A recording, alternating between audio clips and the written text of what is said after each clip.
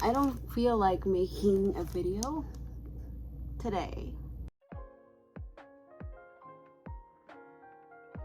I am reading this book, and I think it's a sort of a thesis for my channel. The book really talks about how algorithms have created a pattern of similarity and normalcy, that all the things that we consume look like the same, and the spirit of getting subversive so that I don't keep creating stuff just because I have to. I'm gonna read you some things because this book is blowing up my brain. I'm gonna read a couple of things from this book, but he goes to an Amazon bookstore in Washington DC where, you know, I don't know if you've seen those, but they look like the online store where you buy books on Amazon. It looks like the Amazon website essentially, but in real life. So he's talking about how the Amazon bookstore compared to like his favorite bookstore in New York, I think it's called McNally's, feels really different. One reason the Amazon bookstore felt so strange was that it's represented a blatant intrusion of the internet's algorithmic logic into what we call real life. We're bombarded by suggestions for songs, images, and television shows online, and it's easy to accept recommendations, the automatic mediation of algorithms when the experience happens on a screen, because these suggestions are so frictionless, fast, and unavoidable. But they are much more obtrusive when they take place in the physical world, where our choices are rarely dictated so obviously by machines.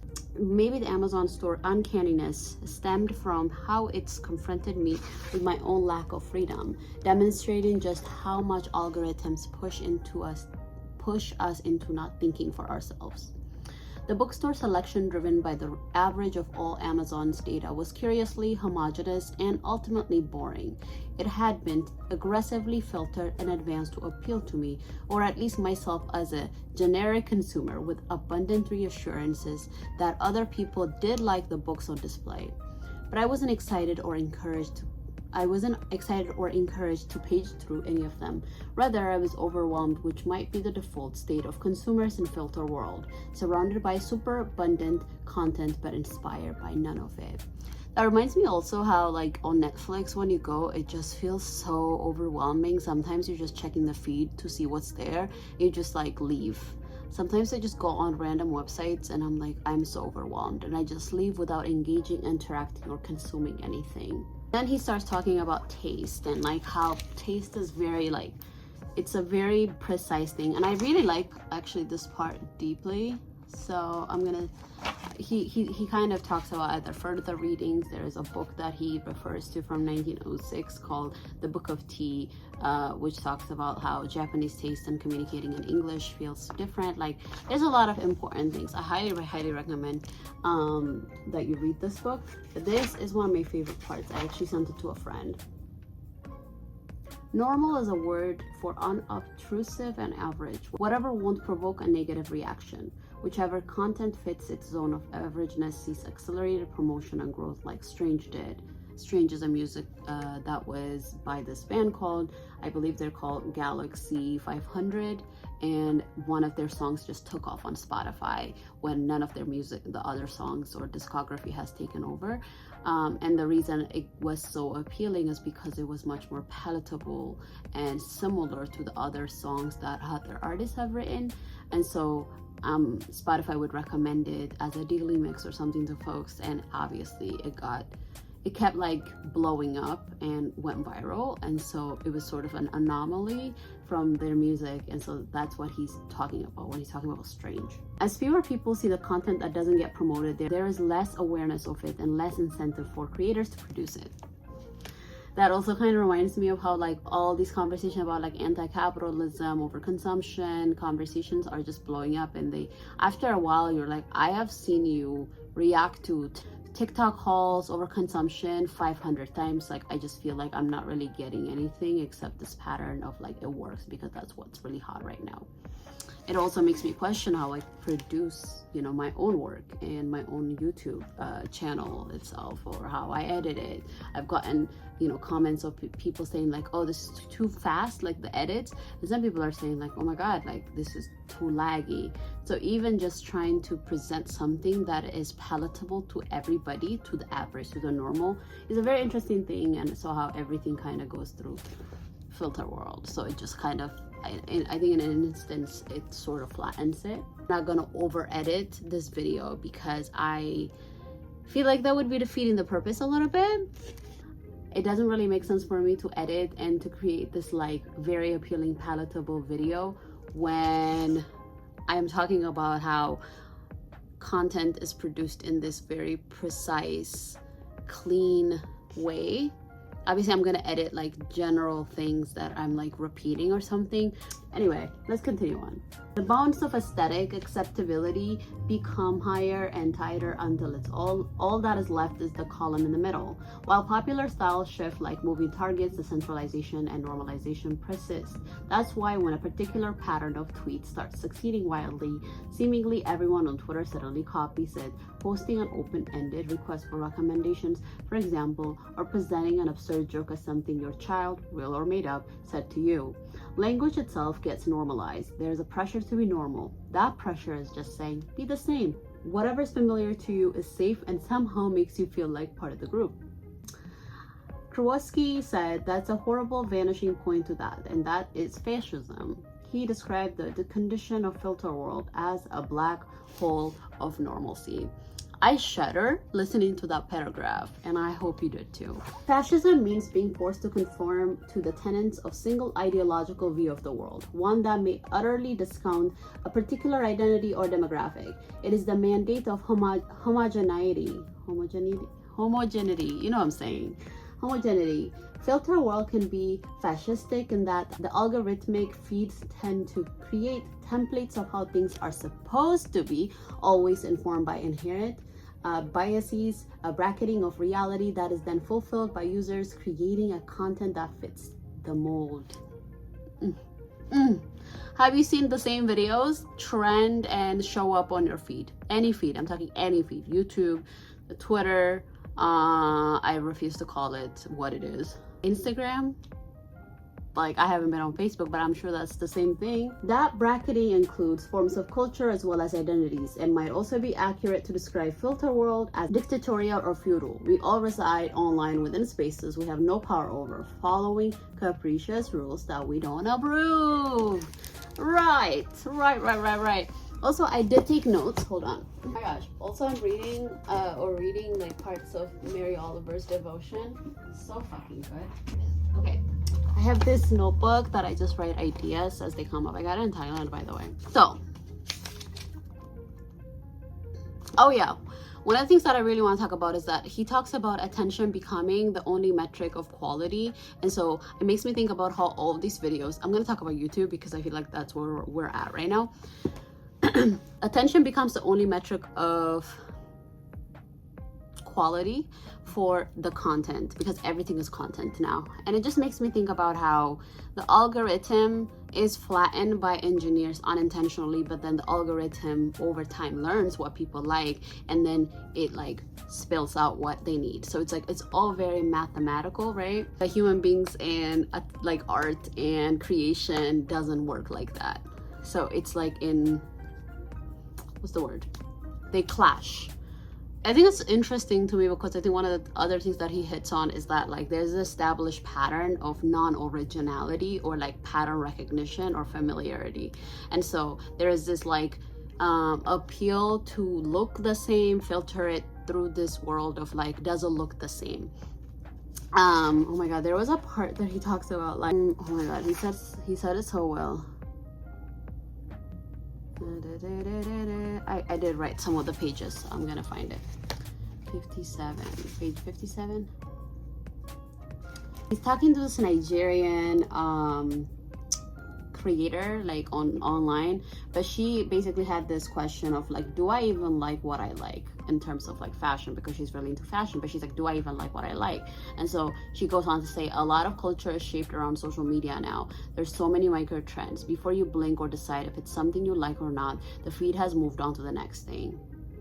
She summarized the problem. I just want to know that what I like is what I actually like. I made a video actually similar to that. In other words, she's seeking confidence and stability in her own sense of taste. Though she knew that she was partially responsible for her recommendation, the algorithmic acceleration of content online outspaces her everyday experiences to an absurd degree. Not every interaction I have in real life would shape my choices. Why should my tiniest interactions with influencers wearing leg warmers, which is what she got, be like? That's what fed her. There was more diversity and originality in a physical walk down the Manchester sidewalk than in her digital feed, which all ran together, which I think is really interesting. Oh my god. So, and then he goes on to talk about, like many things that operate at the scale of the internet, the bookstore was inhuman. Not inhumane, but inhuman. So he's talking about the Amazon bookstore, like that is NDC.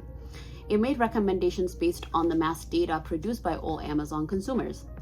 It was as if you could buy only the book that appeared on the New York Times bestseller list. Popularity and attention is the metric of success, right? But the list was operated by an untrustworthy company, one solely devoted to treating books as fungible. I don't know how to say that word. Fungible objects offloaded as quickly as possible.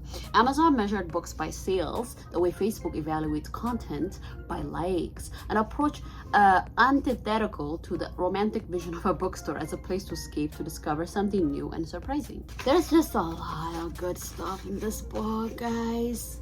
He also has a part where he talks about Netflix and how Netflix has basically changed our viewing habit around TV. The Netflix homepage, with its scrolling grid of thumbnails advertising each separate short film, became another content feed, like Spotify, Instagram, or Twitter. How I often checked it in those days made me feel much more aware of how the interface was tailoring itself to what it perceived to be my preferences. It gradually brought particular categories of shows to the top of my homepage: travel documentaries, cooking shows, mystery miniseries. These selections are well gathered under taglines like top picks for Kyle, and that's the author's name, and categories for you, promising personalization.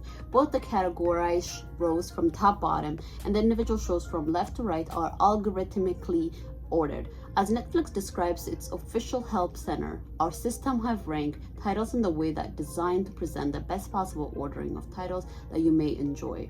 Netflix pioneered the filtering of culture through recommendations engines. Before it debuted its streaming service in 2007, when it was still just a system of mail-order rental DVDs, Netflix has Cinematch, a module on its website that recommended movies for users based on the user's rating out of 5 stars, a form of social information filtering not far from Ringo, the early music recommendation system mentioned in the previous chapter. I think he also talks about how like these rating systems, like if you didn't rate it or put it somewhere, did you actually watch that movie, did you actually take that picture? But I'm gonna stop there today. I just feel like this book is so good, and I'm only like not even halfway, I'm like a quarter in. The reason I picked it up is when I was doing that experiment, understimulating my overstimulated brain for 6 months, and I'm still doing that, by the way. I saw Kyle Chayka, is that his name? Kyle Chayka on that video where he was being interviewed, and he was talking about ambience, the rise of ambient technology, ambience noise. And it's that thing where technology has integrated itself into our lives, but also our habits and our decisions. And I just think very like seamlessly, and I just think it's mind-blowing.